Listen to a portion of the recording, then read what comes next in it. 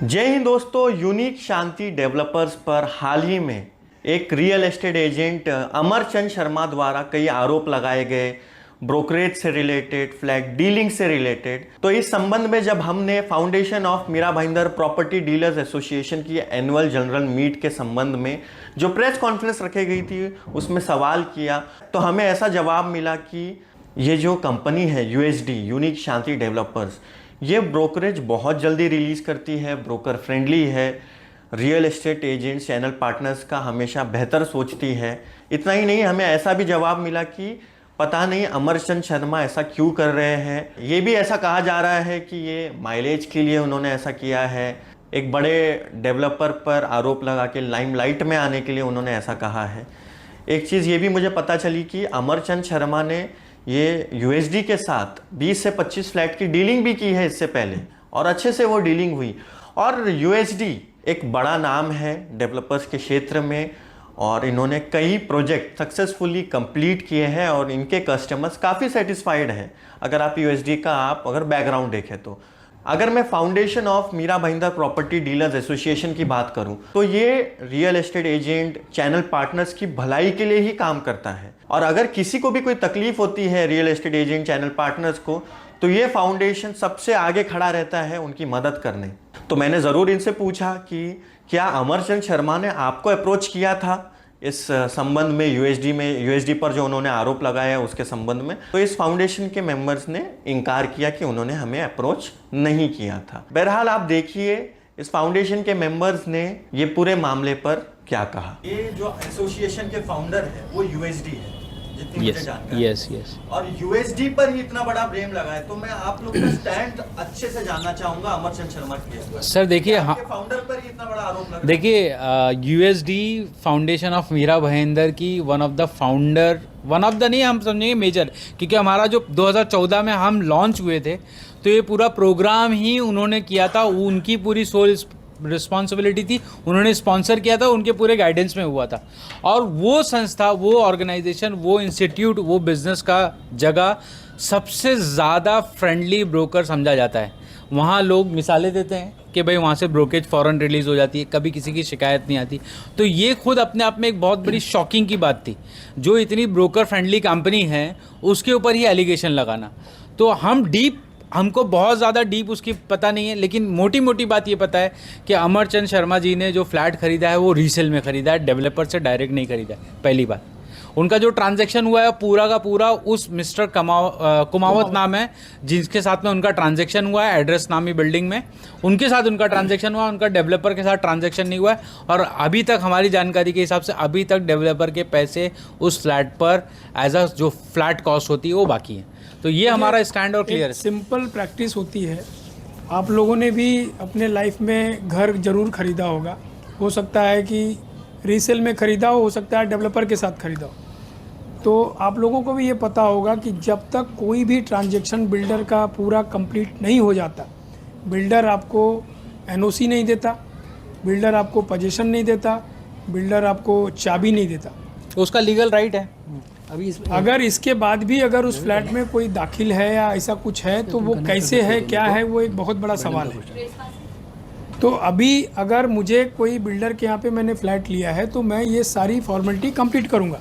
अगर सपोज जैसा कि जावेद भाई ने बताया कि बिल्डर का जो फर्स्ट कस्टमर है वो कुमावत है, अभी इसमें जो पोजीशन लेके जो बैठे हैं वो अमरचंद शर्मा जी हैं। तो क्या कुमावत का ट्रांजैक्शन डेवलपर के साथ पूरा कंप्लीट हो गया है, इसके बाद उन्होंने वो प्रॉपर्टी परचेज़ की है, तो उनका अगर ट्रांजैक्शन अगर पेंडिंग है तो एक बार वो भी वो कुमावत को बोल सकते हैं, डेवलपर को नहीं बोल सकते। ऐसा हम लोग को भी थोड़ा सा इस पे हम लोगों ने भी, लेकिन सर इसमें सर एकदम मोटी बात ये है ना, ये देखिए वो खुद बोल रहे हैं कि मैंने उसके साथ में 25 फ्लैट बेचे हैं, 30 फ्लैट। एक रिलेशनशिप बिल्ड है ऑलरेडी।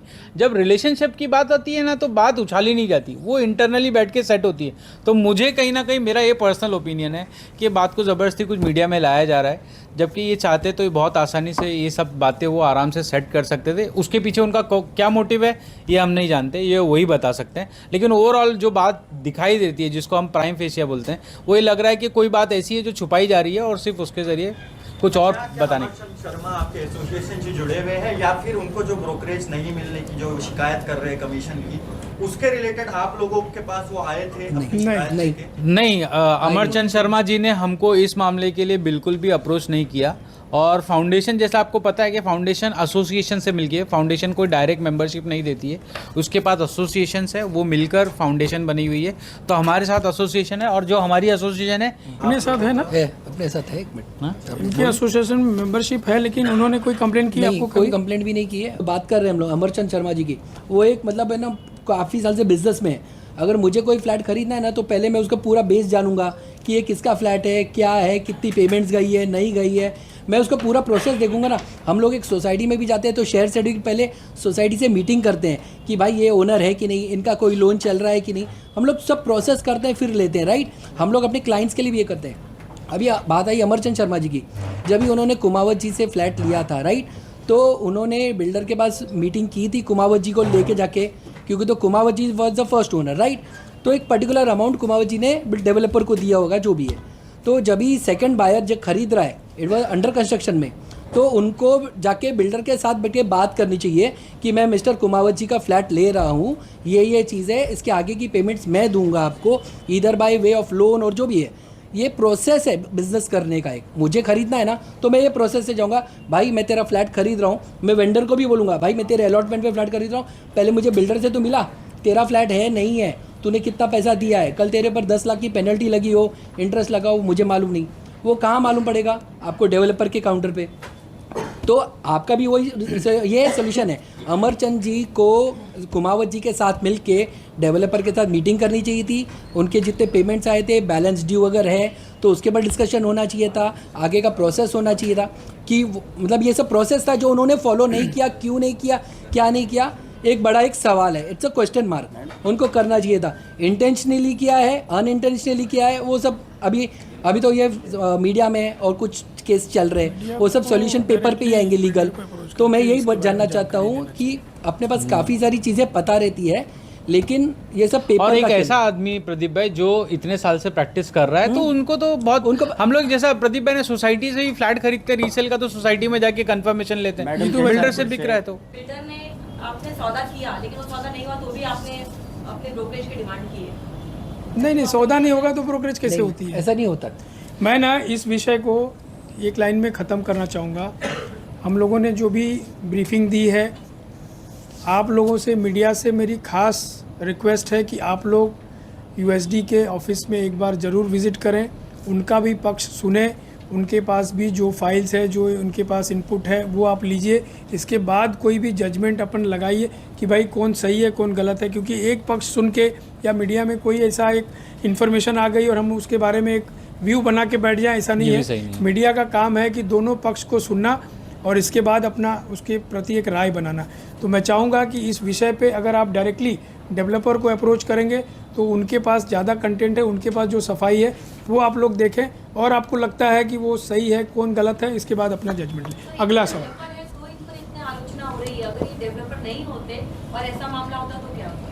मैम, जो बड़ा हाथी रहता है ना, उसी के पीछे ना वो बहुत सारी चीज़ें ना माइलेज के लिए भी होती है मैडम। आप उसका समझिए ना थोड़ा सा।